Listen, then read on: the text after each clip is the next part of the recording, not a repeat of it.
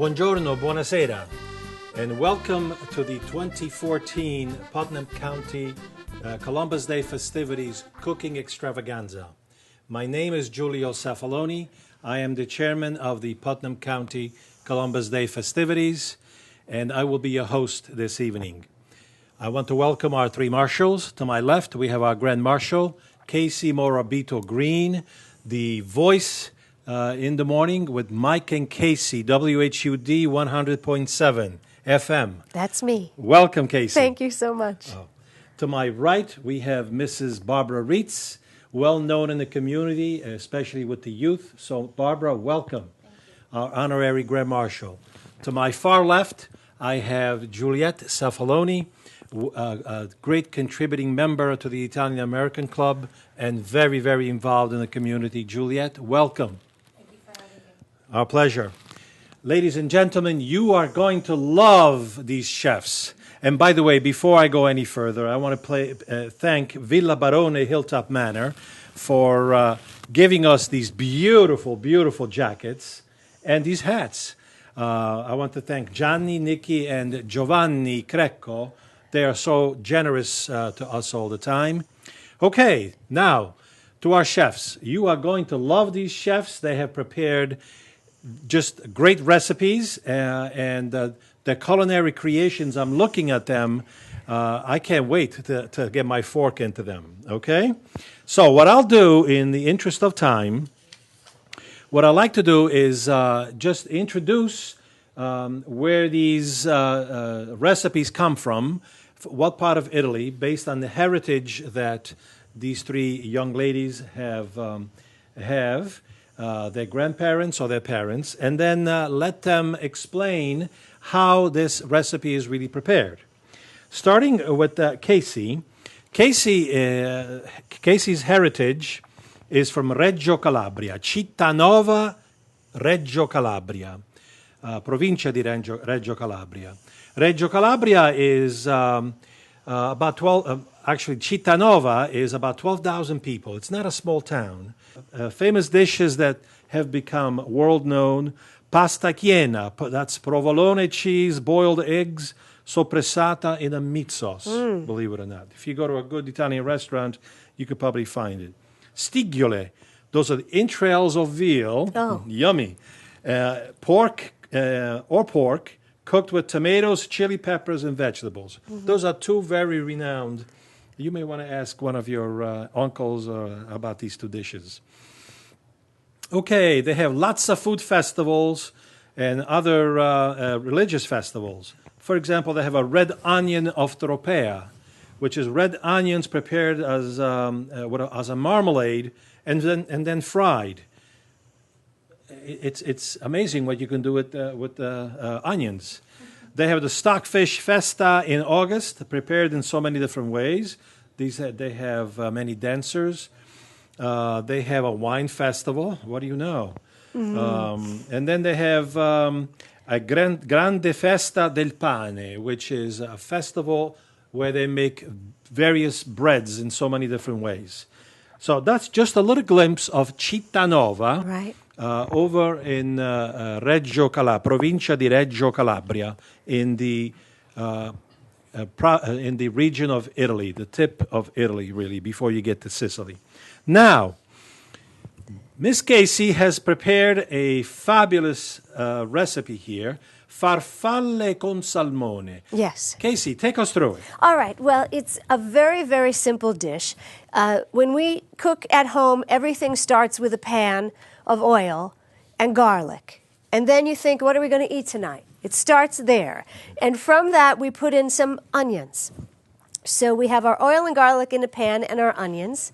And then we throw in some nice fresh peas.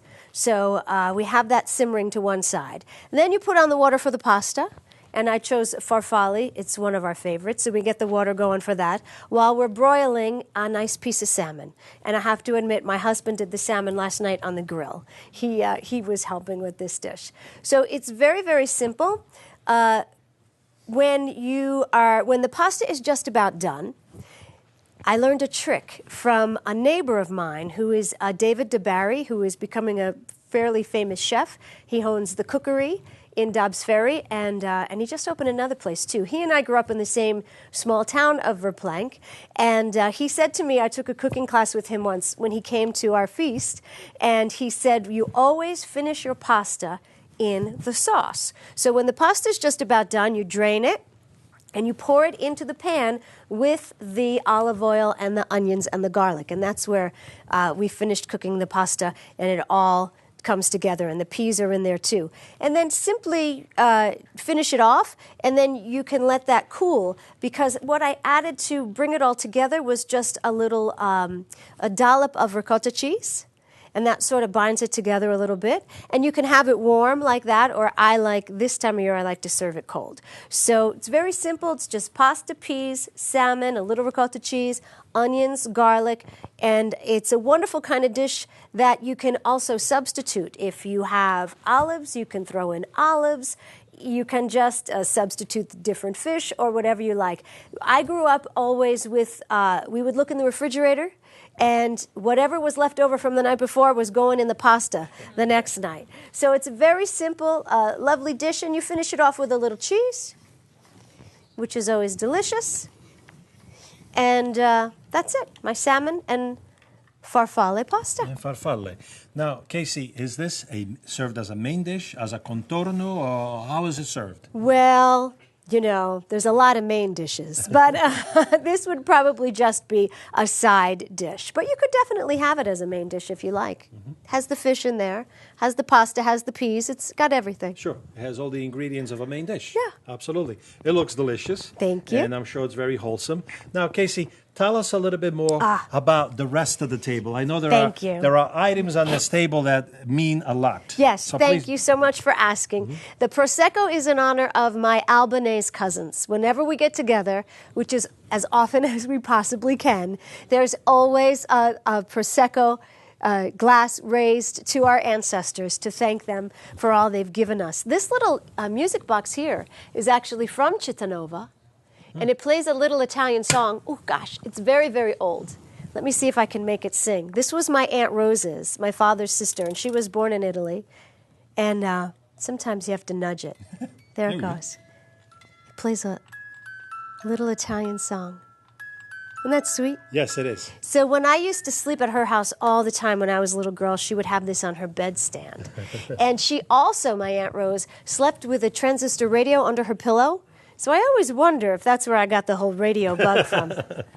This was my Aunt Rose, her sister Josephine. This was her sauce pitcher, and she kept this always handy. There was a shelf right above the kitchen sink. So this got a lot of use in our family. And I think a lot of Italians will recognize this. This actually came from a wedding in Italy. Mm-hmm. One of the cousins must have gotten married when I was a little girl, and they sent this over. This is what the almonds went in. Yes. The wedding the favor. Confetti. The confetti, exactly. Right. I have some grapes here. These were actually on my table when I got married. Under my grandfather's grapevines. And this plant reminds me of when you go to Italy and you see everyone's beautiful balcony. Yes. And they always have the bright flowers. Yes. And they and they always look so nice. This is actually a book I gave my grandfather many, many years ago, A Day in the Life of Italy, which whenever you're missing the home country, you pick up something like that, and it warms your heart. So thank you for letting me share that. And, I must say, these dishes just came back from Italy. Mm-hmm. A couple of weeks ago, my cousins took a wonderful trip. 23 cousins took a trip to Italy, and they brought these dishes back for me because I was babysitting their Italian water dog, Lagato Romagnola, a beautiful dog named Gucci. I just want to show you one more thing.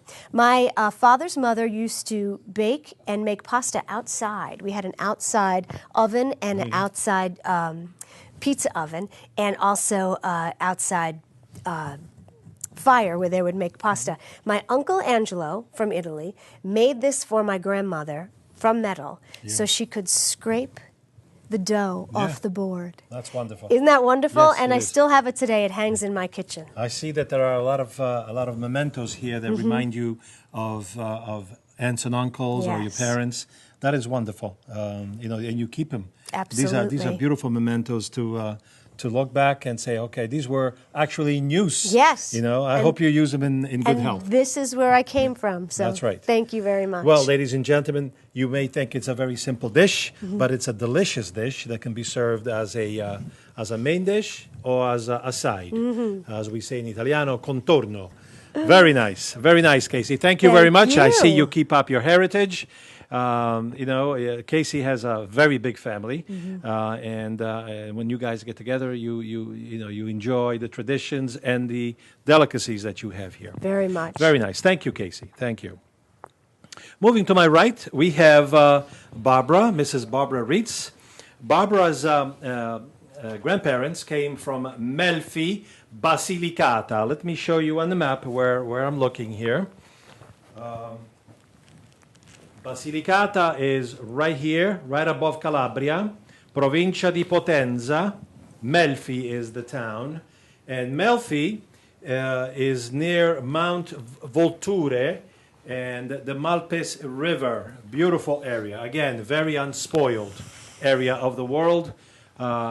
Some typical dishes, butirri, which are cheese stuffed. It's actually cheese stuffed with butter. Oh, delicious. Great for the cholesterol tracking there. Macaroni alla pastora, shepherd's macaroni.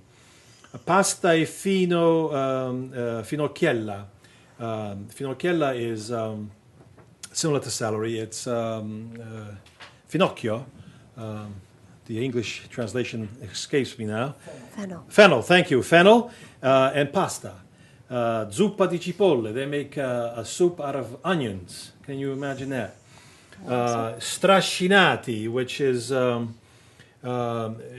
a kind of a pasta made actually flour with lard. Another great recipe for the cholesterol. And then they make mostaccioli as desserts. You have prepared a recipe which came from Mom. Yes. You're telling me. Yes. And we called it lasagna alla Lucania. Okay. Lucania in honor of Basilicata, where it was known as Lucania, thanks to the Romans. Okay, why don't you take us through it and tell us what it takes to make it and then show us the finished product. Sure, I would love to. Well, thank you. And I'm going to pretend I'm standing here with my mom right now because when she made her lasagna, it was something that she only did. And so I was standing next to her one day and she had her set up just like this. She made her lasagna noodles and put them on a sheet of paper bag, and she had everything set up. So of course you would start with your famous sauce, which I made earlier, and she would. Is that red sauce? This is red sauce. Some call it gravy. My mom and her sister had a little debate my whole life. My aunt called it gravy, and my mom called it sauce. So I'm going to call it sauce. And so that started early in the morning for hours. And I have some of the ingredients that my mom would use: oregano, parsley, some garlic. And so that got started, and then we would start the whole production. So she would boil her noodles, and she would layer them in the pan, just gently, one layer. I didn't get to do this until I was a teenager, and I was watching her. Well, you were an apprentice. You were in apprenticeship mode for a number of years. I was. And then she gave you she me, trusted you. She gave me permission. Okay, she gave you permission. And so while I was watching her, she asked me if I wanted to help. So I did. And so I layered just a layer of one sheet of lasagna noodles. Now they have fresh pasta that you can just put, but my mom always boiled hers. So I got fresh mozzarella, and we would just sprinkle this on top of one layer, just like this. And then, of course, your ricotta cheese. And this was the first thing I was allowed to do, making this lasagna, was putting the ricotta cheese. So would you put just a little spoonful throughout the lasagna, And my mom would strategically placed. My mom would say, "Don't forget the corners." So I had to make sure everything was strategically placed, so everyone got a bite of everything. And she made hers with sausage. Some make it with meat sauce, but she always made it with sausage. So I have some sweet sausage with no seeds. She was very particular. And she would layer, so everyone had a little bite all throughout. Then she would lastly just top it off with a little cheese, and then she would put some sauce on the first layer. Gravy. Sauce. I guess we'll have this debate. Yes. And then she would then start with her next layer. So how many layers? She had about 4 or 5 layers, depending on the size of her pan. And because I'm one of 8, it had to be a big tray. So this is a very small tray. Hers was big. And what I did is I made one for you. Just for me? Well, I think we'll share. Okay. Well, I thought she made just one for me tonight. And this is the finished product, our lasagna. And bake it in the oven, 375 for about 45 minutes until done, and you let it sit. So when you make this, what comes back to you? What, as far as your mother is concerned? I guess what comes back to me the most is her allowing me to put the regatta cheese on. And I was so nervous just picking up the first spoonful because she would watch to make sure that I was just placing it just right and that I had enough room for each section. So I was very nervous just placing it in the dish and felt so honored that she allowed me to be part of that, and because this was such a big deal for her. And then she wanted us to also learn. Well, she wanted you to learn the right way. She wanted us to learn how to do it. And obviously, judging from the way this dish looks, please hold it up one Yes. more time. You have learned the right way. I hope so. Because it looks delicious. Thank you. So I can't wait to get to my piece. Maybe I'll even have another piece. Okay, and you can also put a little extra sauce. Okay. When you're Gravy. sauce. Oh, gravy. Oh, gravy. Oh, gravy. Barbara, thank you very much. Thank it looks you. Absolutely delicious, and Thank you. we can't wait to get at it, right, Casey and Juliet? Okay, let's move over to Juliet over on the far left, my far left.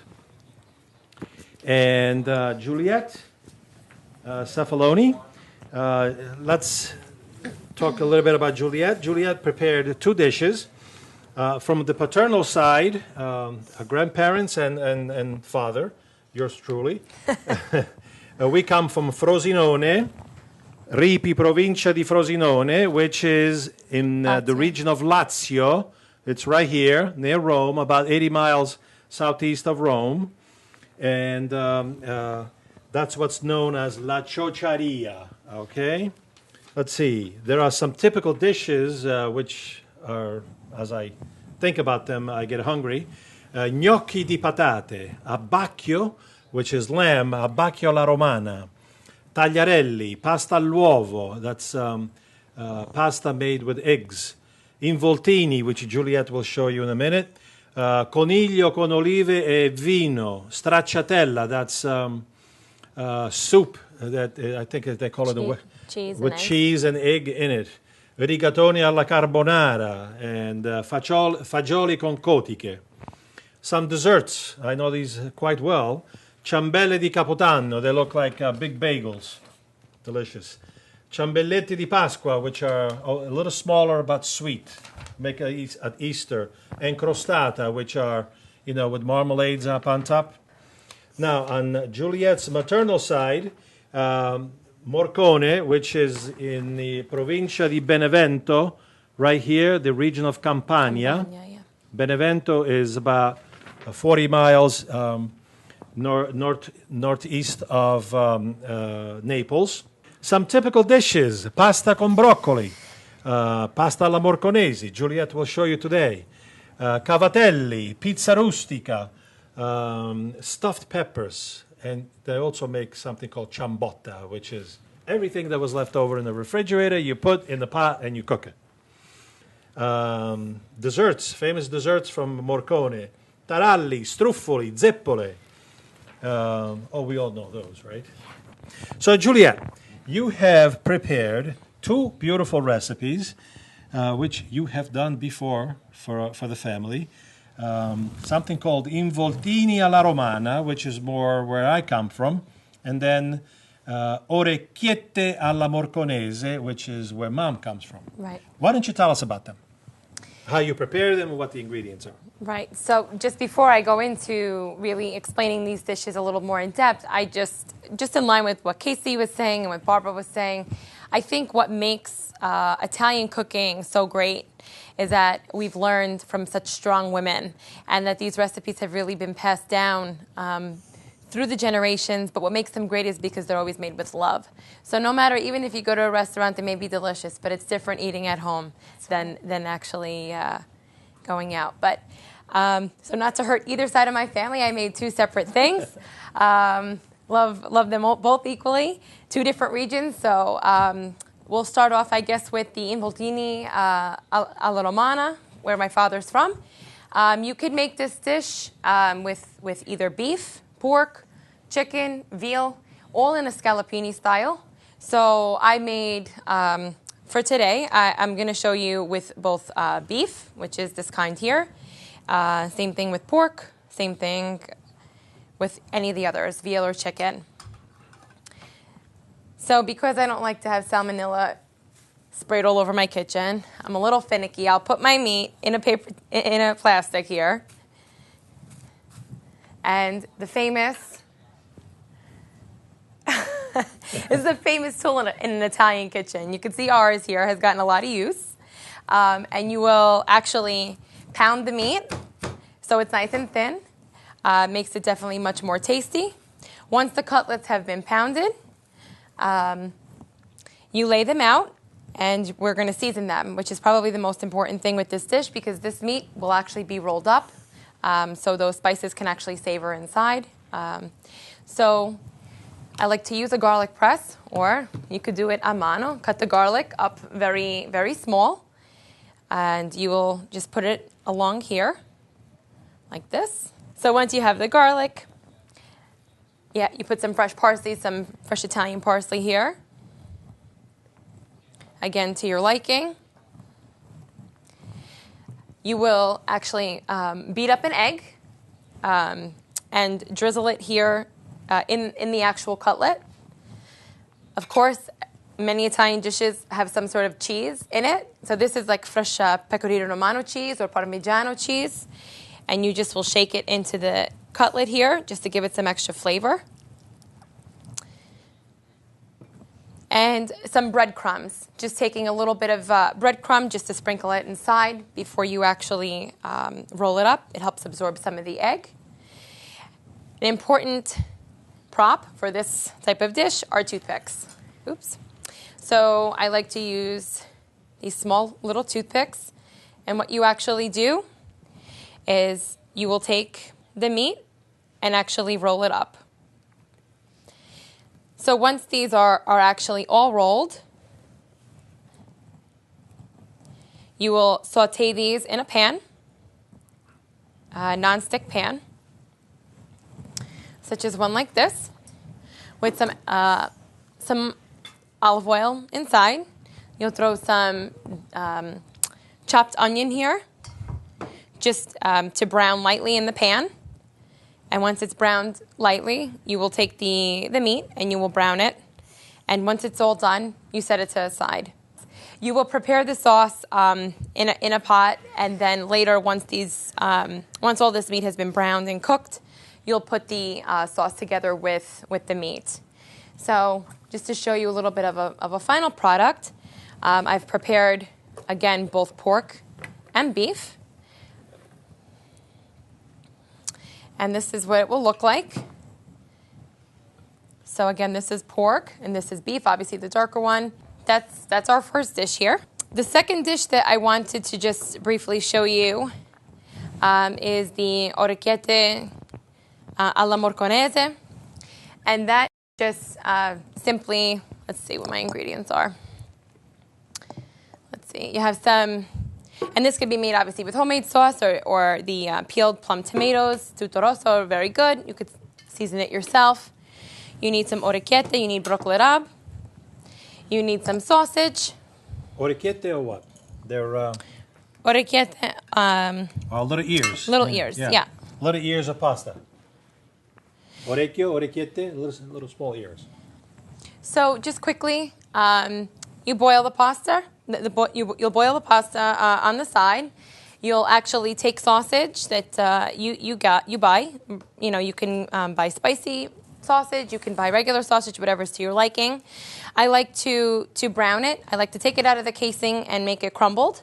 I just think it goes better in the dish. You'll brown the meat. You'll set it aside. And then you'll take the broccoli rabe and you'll boil the broccoli rabe.